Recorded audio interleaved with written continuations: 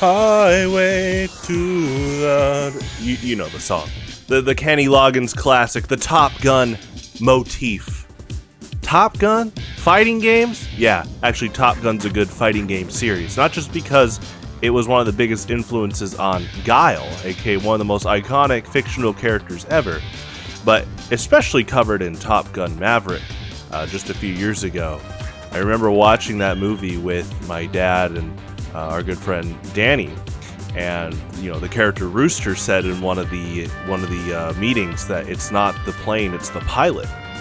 And I sat there and I was like, oh, I wonder if some of these writers have played any form of competitive games, because that main motif, that main rule, that main line that was throughout Top Gun Maverick played a big impact. That movie's really good, just like the first one, and there was a lot of good human elements to the writing, and at the core fundamental idea was that, again, you can have fancy planes and there's great new technology, but at the end of the day, someone has to be pressing those buttons, right? Someone's piloting the plane. And so it really does circle back to fighting games, where someone can say, oh my gosh, M. Bison's ridiculous right now in Street Fighter 6. He's going to do Psycho Crusher, do a lot of block string pressure, just insane damage. But that's the thing. Every M. Bison presses buttons differently. There's all these contexts of matchups, the character versus character, the person versus person, how the person has been feeling or doing in life at the time, and their opponent, the background music. There are small psychological differences and attributes in our environment that are going to influence us. I remember my good friend Michael Torres, aka Ramen Noodles, talked about back in when we used to play PM every week, for weeklies at Pew Pew Card and Game. Ramen Noodles talked about how he would take note of the background music, and he would note if he knew the song. For example, let's talk about Pokemon Diamond and Pearl, battle theme. Dun dun dun dun dun dun dun dun dun dun dun dun dun, right? And so to him, a song like that, he'll know the build-up, right? Dun dun dun dun dun dun dun, right? But then once it goes into the main melody, the dun dun dun dun dun dun dun dun, that's when he's like, oh, I think that is when my opponent will take an initiation if they do. Those kind of musical cues where maybe the notes get high or a new melody comes in. He's taking note of that tempo, right? And that's kind of whether it is the trainer battle theme for Pokemon Diamond, Pearl, Platinum, the common Pokemon theme, the wild Pokemon battle theme. They both have similar ideas, and there was definitely quite a few Pokemon songs in our PM music builds, and so that you could talk about Mario, Zelda music. It's Final Destination, da, da, da, da, da, da. Yeah. When that kicks in, someone like Ramen Noodles is taking note, because to him it's like, oh, my opponent might not even be thinking about how when that awesome guitar comes in, they might run towards me, or they might budge in some way. And so the whole danger zone is such a fascinating thing, because a few weeks ago I talked about the vertical invisible line, which in fighting games, when two people are playing, whether it's Super Smash Brothers or Street Fighter, again, let's have Mario here, Luigi here, or you could have Ryu and Ken, right? And so this vertical invisible line isn't just exactly in the middle. In fact, it's more about how, oh, this Mario likes to throw fireballs from farther away. Okay. This Luigi likes to move in and out a lot. If it's melee or PM, he could be wave dashing, right? So right now, this line is moving based off of both players' rehearsal ranges and where those players are willing to cross. So Luigi's moving in and out, and he's a lot more limber about saying, oh, I like going here, I like going there, and then Mario's like, whoa, what's going on? So Mario's already kind of revealing he wants to keep some type of wall going here, right? But Luigi's able to bypass that. Now, there's another context of if that Mario is prepared for something like that and he shields, now when Luigi approaches, he's going to get shield grabbed, right? Now, of course, there's many other scenarios, and like in Ryu and Ken, the Ryu loves to throw Hadoukens, right? The projectile, one of the most famous projectiles in any video game, right? And the Ken player likes to, go for Tatsumakis, which often beat the Hadouken. So already that vertical invisible line of Ryu throwing Hadouken right here from far away, but the Ken is, similar to Luigi here, he's limber, and he's like, hey, okay, you like, this is where you like to be, right? The Ryu player, you like to stay safe, kind of far away from me? Okay, so your comfort zone is here, right? Do you have a danger zone, right? So the Ken player is recognizing the invisible line that the Ryu might not be willing to go past, right? He's not practiced enough in like taking risk and reward. And also in Street Fighter is overall a lot more committal based than Super Smash Brothers. Speaking of ramen noodles, many years ago in the early 2010s, me and him and every now and then one of my other friends would, go to these bi-weeklies that were hosted by Dark Rain, D-Mac, and Fat Gamer, right? And they all played Melee for, many years. And they had this really awesome arcade cabinet set up, and it always had Street Fighter 4 on it. And I remember that was the first time Ramen Noodles played Street Fighter 4. And he's played Street Fighter before. Mainly he played Street Fighter 2 versus me and some of my friends, and he was actually beating us a lot with Chun-Li.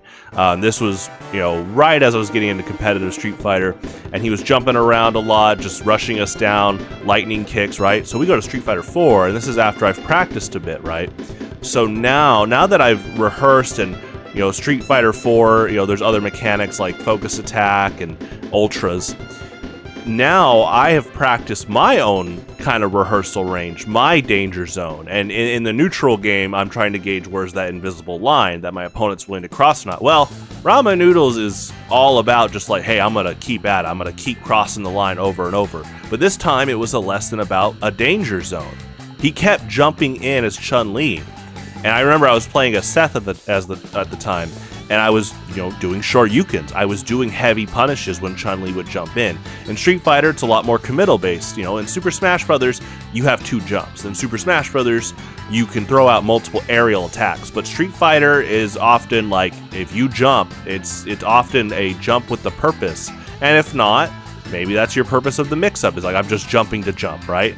But regardless, Ramen Noodles will tell me to this day that was like one of the biggest lessons for him in competitive PvP, was he learned that a game like Street Fighter, every single action has kind of a high impact decision. When you jump, you are prone to being anti-air. You're prone to being punished. In Seth's case, he's got a Shoryuken, the uppercut. And so he kept doing it, and I kept anti-airing him. And the fact that has lasted to him to this day shows how impactful it is to start recognizing as a player, like, hey, where's my opponent's danger zone, right? So in this case, as Chun-Li, he jumped in. And here's Seth, right? And the circle around Seth, once Chun-Li, right when she got in, I would anti-air her. And so, with Seth, you can often land an anti-air and then go into like a high damaging combo right after. So there definitely could be a lot of punishes. The character I main, T-Hawk, his Condor Dive and Lily's Condor Dive, if they get blocked, a lot of super moves can punish them. That's kind of the thing in Street Fighter 4. Most super moves could punish Condor Dive on block. So again, it was that I'm recognizing what is my opponent's danger zone, but also where's my opponent, feeling comfortable in neutral. If I bypass their vertical invisible line, am I willing to take that risk to punish them as they're staying, in their rehearsal range, their danger zone? It's definitely, again, a big risk-reward type gameplay pattern. And again, this goes to fighting games, this goes to playing poker, this goes to business negotiations. There are ranges that people are comfortable with. In human nature, it is in our instinct to learn patterns, recognize patterns, and then use those patterns in our memory to say, oh, if this happens, then this. But the pitfall you can get into is if you have a preconceived expectation of saying X to Y will happen every time. So in my case, if I were to say, oh, I'm playing Street Fighter versus Ramen Noodles, Okay, if we start the round, he will jump. And then if he will jump, I will anti-air. Okay. Well, he actually jumped, but he didn't jump forward. So I actually can't land my anti-air. And then I didn't prepare for that. So then he's already buffering, spitting bird kick as I approach, right? And there's all these different contexts, but that's kind of the thing about fighting games and just human interaction. It's not just some, hard algebra sequence, right? Actually, the algebra is the fun part too, is that it's not just X to Y. It's about solving for X, right? 2 plus X equals 3. So in this case, X is 1. But in human nature with all these decisions, there's definitely a lot of like decimals. So it's more like 2.35678 plus X equals 3.57842, right? And so it's all these micro calculations of like, what's the context of my opponent? And regardless, something that I can keep is my danger zone, my rehearsal range. In Super Smash Bros., again, as Yoshi, there's a lot of players I've encountered online lately that they are honed and ready to punish me the second I approach. Good for them. The second I try to run in, Mario or Luigi will dash back and grab me. They'll wave dash back, wave dash in, down smash me, right? And it doesn't matter. It doesn't matter what character they are. Out of any of the 26 characters, you can have a rehearsal range. You can have a danger zone. So me as a player, I need to recognize where is that danger zone. Where is when I approach, when I commit, what punishes could be headed my way. And on the opposite end, what can I bluff about my own danger zone? Because with the vertical invisible line, I personally, I'm willing to just cross that over and over, take risk, high reward. I have a lot to thank T-Hawk for that, and Zangief, they playing grapplers for so many years, and then DK as my secondary in every Smash Bros. Game. Those characters are all about patience, conditioning, and then risk and reward, making hard reads for high amounts of damage on average. So now, in my case, I'm going to say, okay, I currently have the life lead. If the timer hits 0, I'm going to win. I have my danger zone. Is my opponent willing to cross the vertical invisible line? And there's many times where they don't. In fact, they leave the game. And another thing, going to poker, is you can oftentimes bluff a bigger danger zone than what you might actually have. And that's all about discipline. That's all about self-control. That's all about staying well-grounded. If you have a good poker face, a good foundation for yourself, you often can get your opponent rattled because they're so frightened. They're so scared to take a step out of their comfort zone, but now against someone that is not giving them any amount of emotional evidence. In PvP, it's all psychology, and that's another reason why fighting games can't just be a mathematical X to Y solution. It's X with a bunch of other letters thrown at you, and what's your solution that you can come up with ASAP? Do you like playing improv jazz? Because improv jazz is a big part of fighting games. And while you can rehearse what notes are on the sheet, oftentimes those great jazz musicians that go down in history, they're adding a few more notes. They're kind of feeling the atmosphere, and they know what their band might want in terms of all that. I hope you're having a great Monday, and for Martin Luther King Day, please do yourself, some time for yourself and for the world to understand the messages that he was sending to the world. I loved what President Obama said today about such a great person, and I really think these I Love Monday segments, these are about me sharing what I want to talk about, my observations of the world. And I think Martin Luther King Jr., Dr. King, he wanted a world where we can share our thoughts and ambitions with each other without hatred, neglect, violence. And so, again, a lot of people see this day as, a day off work and school. But really, take some time to understand what makes for a beautiful day like this and a beautiful world we can live in. I hope to see you around next week, and have a good one.